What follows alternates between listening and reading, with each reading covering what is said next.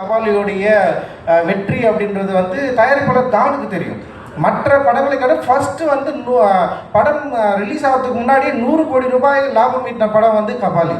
ஒரு படம் வணிக ரீதியாக வெற்றி பெற்றது மட்டும்தான் இங்கே வெற்றியானா, பல படங்கள் வணிக ரீதியாக வெற்றி பெற்று கொண்டாடப்பட்டிருக்கீங்க.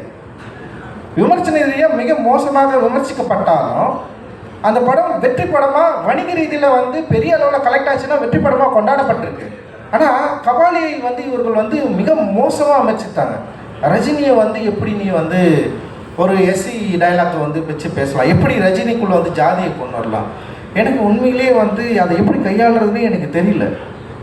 அந்த பதட்டம் வந்து எனக்கு வந்து பயங்கரம் பட்டுக்குச்சு. எனக்கு என்ன பிரச்சனைனா, கபாலி படம் வெற்றி படம் தோல்வி படம் என்பதல்ல என்னோட பிரச்சனை. இதற்கு பிறகு இந்த மாதிரியான படங்கள் எடுக்கவே முடியாதா?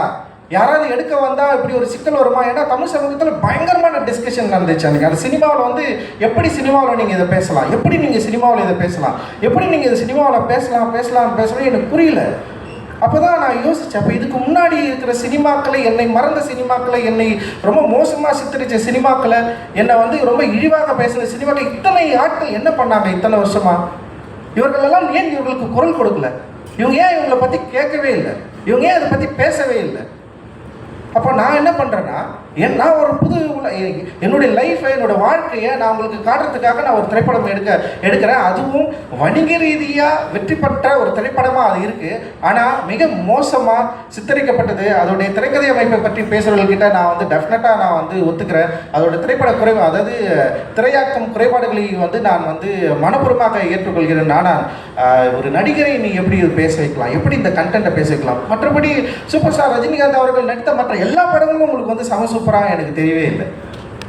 உண்மையிலே எனக்கு பயங்கர குழப்பம் வந்தது. ஆனால் நல்வாய்ப்பாக திரும்பவும் வந்து சூப்பர் ஸ்டார் ரஜினிகாந்த் அவர்கள், நான் கபாலி படம் நல்லா இயக்குனன்னு அவர் நம்பினார். அந்த படம் ரொம்ப நல்ல படம்னு அவர் நம்பினார். அந்த படம் மிகப்பெரிய வெற்றி படம் நம்பி எனக்கு வந்து திரும்பவும் காலான்ற ஒரு படம் கொடுத்தாரு. இந்த நேரத்தில் நீங்கள் நல்லா யோசிக்கலாம், இப்படி ஒரு நடிகர் திரும்பவும் ஒரு இயக்குனரை கூப்பிட்டு ஒரு படம் பண்ணுன்னு சொல்கிறப்போ, அந்த இயக்குனர் வந்து இந்த சமூகம் வந்து பிளாஸ்ட் ஆகி பயங்கரம் விமர்சித்து பிறகும் நான் ஏன் காலான்னு ஒரு படம் எடுக்கணும்? இப்போ அந்த காலா படம் எடுக்கிறது மூலமாக நான் என்ன சொல்ல ட்ரை பண்ணுறேன்? அந்த சமூகத்தில் என்ன நரேஷன் நம்ம க்ரியேட் பண்ணுறோம்? ஒரு நில உரிமையை பற்றி அவரை வச்சு நான் பேசுகிறேன். ஒரு பெரிய ஸ்டார் எனக்கு கிடைக்கிறாரு.